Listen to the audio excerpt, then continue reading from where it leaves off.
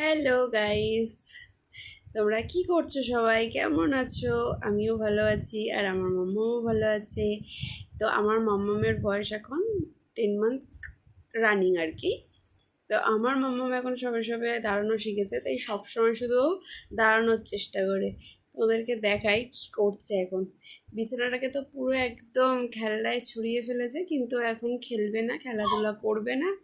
ও এখন শুধু কোনো একটা জিনিস ধরে শুধু দাঁড়িয়ে থাকবে। সেটা চেয়ার হতে পারে, সেটা খাট হতে পারে, সেটা যা কিছু হতে পারে, ও শুধু এটা ধরে দাঁড়ানোর চেষ্টা করবে।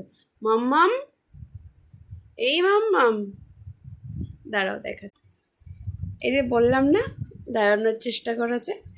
এই যে ওর সব থেকে ফেভারিট জায়গা হচ্ছে এটা, এখানটাও দাঁড়িয়ে থাকবে। এই যে মাম্মাম, এই যে মাম্মাম, এই যে বাবা।